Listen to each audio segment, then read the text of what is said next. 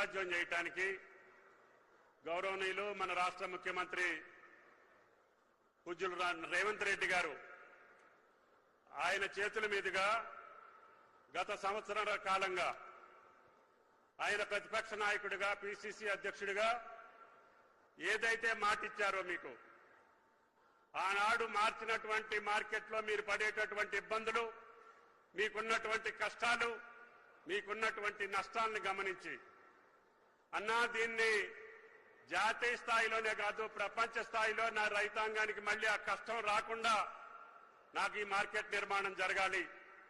కాబట్టి దయచేసి మీరు ఆలోచన చేసి ప్రపంచవ్యాప్తంగా ఎక్కడైతే మంచి అవకాశాలు ఉన్నటువంటి మార్కెట్ ఉందో ఆ మోడల్ నాకు ఏర్పాటు చేయండి అని చెప్పి పదే పదే అధికారులను పంపించి ఇతర రాష్ట్రాల్లోనే కాదు ఇతర దేశాలకు కూడా పంపించి ప్రపంచంలోనే అత్యాధునికమైనటువంటి ఒక సమీకృతమైనటువంటి పండ్ల మార్కెట్, పూల మార్కెట్, అదేవిధంగా మాంసం, గుడ్లు, పాలు రైతు ఏది పండించినా కూడా ఇక్కడ అమ్ముకునేదానికి, ఆ పంటలు నష్టపోకుండా ఉండేదానికి, తద్వారా దేశాల నుంచి వ్యాపారస్తులు వచ్చి మన సరుకును కొనుక్కుని వెళ్ళేదానికి, అదేవిధంగా భారతదేశంలో ఉన్నటువంటి అన్ని రాష్ట్రాల్లో కూడా మీ కోయిడా మార్కెట్కి వచ్చి మన ఉత్పత్తుల్ని తాజా సరుకును తీసుకెళ్లేటటువంటి విధంగా కోల్డ్ స్టోరేజ్లు కానీ వాటికి కావలసినటువంటి అన్ని అంగుల్ని మీరు ఏర్పాటు చేయండి.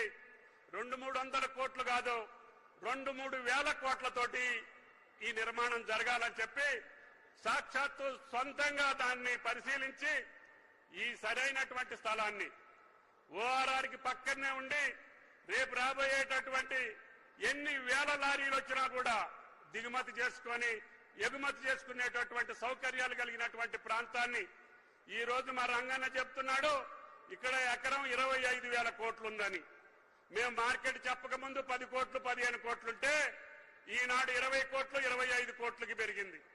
అంటే ఇంత విలువైనటువంటి భూమిని ముఖ్యమంత్రి గారు 239 ఎకరాలు ఈ మార్కెట్కి ఇచ్చి రాష్ట్ర రైతాంగం పండించేటటువంటి ఉద్యాన పంటలకు సంబంధించినటువంటి రైతాంగం ఆయన గారి మనసులో ఒకటే ఉంది, పంటల మార్పిడి జరగకుండా ఈ రోజు జరుగుతున్నటువంటి వాతావరణ పరిస్థితులను గమనంలోకి తీసుకోకుండా నా రైతు సంప్రదాయ వ్యవసాయం చేస్తే పడేటటువంటి కష్టాలు కళ్ళారా చూసినటువంటి ముఖ్యమంత్రి ఉద్యానవన పంటలు తరిగిపోతున్నాయి, కూరగాయలు తరిగిపోతున్నాయి, పప్పు ధాన్యాలు తరిగిపోతున్నాయి, చిరుధాన్యాలు తరిగిపోతున్నాయి, ఆఖరికి నూనె గింజలు పండించేటటువంటి రైతుకు గిట్టుబాటు కావట్లేదు.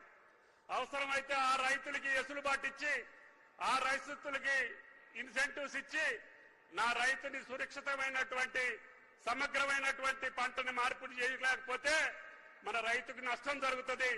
కాబట్టి మీరు ప్రతిరోజు కూడా రైతాంగానికి చైతన్యపరిచి ఈ రాష్ట్ర వాతావరణానికి సంబంధించినటువంటి ఉద్యాన పంటలను పండించుకోవాలి. ఇప్పుడు మీకు తెలుసు ఆయన గారి చేతుల మీదుగా మొన్న నరిమెట్టలో పామాయిల్ ఫ్యాక్టరీ ప్రారంభిస్తే అది ఇప్పుడు 31 జిల్లాల రైతాంగాన్ని కాపాడుతా ఉంది. అందుకనే మన రైతాంగం మొత్తం పామాయిల్ వేసి సురక్షితంగా ఆ యొక్క ఆదాయాన్ని పొందేటానికి సంసిద్ధులవుతున్నారు. మీ రంగారెడ్డి జిల్లాలో కూడా బ్రహ్మాండంగా 5 కోట్లు 10 కోట్లు విలువ చేసే భూములు కూడా పామాయిల్ వేస్తున్నారు రైతులు. కాబట్టి ఉద్యాన పంటలను పండించుకోండి, వాటిని జాగ్రత్తగా అమ్ముకోవటానికి కావలసిన సౌకర్యాలు కల్పిస్తున్నటువంటి ముఖ్యమంత్రి యొక్క సంకల్పాన్ని మీరు అర్థం చేసుకోండి. ఏ ముఖ్యమంత్రి కూడా 2 సంవత్సరాల కాలంలో 1,00,000 కోట్లు రైతాంగానికి బదలాయించినటువంటి ముఖ్యమంత్రి భారతదేశంలో ఎవ్వరూ లేరు.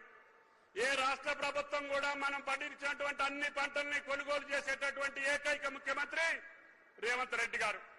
మీరు చూడండి, భారతదేశంలో మొక్కజొన్నలు కొనే ముఖ్యమంత్రి లేడు, జొన్నలు కొనే ముఖ్యమంత్రి లేడు, సోయా కొనే ముఖ్యమంత్రి లేడు, సన్ఫ్లవర్ కొనే ముఖ్యమంత్రి లేడు. అన్ని పంటల్ని కూడా నష్టం వచ్చినా కష్టం వచ్చినా మీరు రైతాంగం దగ్గర నుంచి ఎంఎస్పీ కొనండి అని మేము కేంద్ర ప్రభుత్వాన్ని, ప్రధానమంత్రిని, వ్యవసాయ మంత్రిని పదే అడిగాం.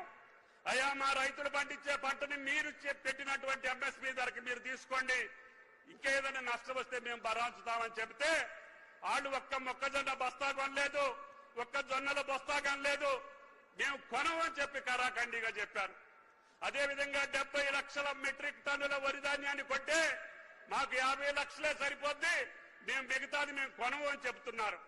అందుకని ముఖ్యమంత్రి గారు రైతాంగానికి పంటల మార్పిడి విధానాన్ని మీద అవగాహన కల్పించి మన రైతు పండించినటువంటి ప్రతి పంటను కూడా రక్షించుకునేటటువంటి బాధ్యత, ఆయనకి ఆదాయం వచ్చేటటువంటి పంటల్ని భవిష్యత్తులో ప్రపంచ కేరంలో ఏదైతే డిమాండ్ ఉంటుందో ఆ డిమాండ్ ఉన్నటువంటి పంటల్ని మనం పండించుకొని మన రైతాంగాన్ని రక్షించుకోవాలనేది ఆయన కోరిక. అందుకని మీరందరూ అర్థం చేసుకోండి, ఈ రోజున ఎలినోనో వస్తుందని చెప్పి వాతావరణ కేంద్రాలు చెప్తున్నాయి. దానికి తగ్గట్టుగా రైతాంగం ప్రిపేర్ అయి ఉండాలి. మీ ప్రణాళిక, మీ వ్యవసాయ పద్ధతుల్ని దానికి అనుగుణంగా తీర్చిదిద్దుకోవాలి. ఎప్పుడు వర్షం వస్తుంది, ఎప్పుడు వర్షం రాదు అనే దానికి కూడా రాష్ట్ర ప్రభుత్వ పక్షాన మీ ఐఫోన్లోనే ఏ రోజుకు ఆ రోజు మీ మండలంలో వర్షం పడుతుందా పడదా అనేటటువంటి యాప్ను కూడా క్రియేట్ చేశాం. అది మీరు పొద్దున్నే మీరు ఆ యాప్ను అడాప్ట్ చేసుకుంటే మీ ఊళ్ళో వాతావరణం ఏంటి, మీ మండలంలో వాతావరణం ఏంటి, రేపు రాబోయే రోజులు ఎక్కడ వర్షం పడుతుంది అనేది కూడా మన రాష్ట్రంలో ఉన్నటువంటి 70 లక్షల మంది రైతుల ఫోనుల్లో మీకు నిక్షిప్తం చేసి పెట్టాం.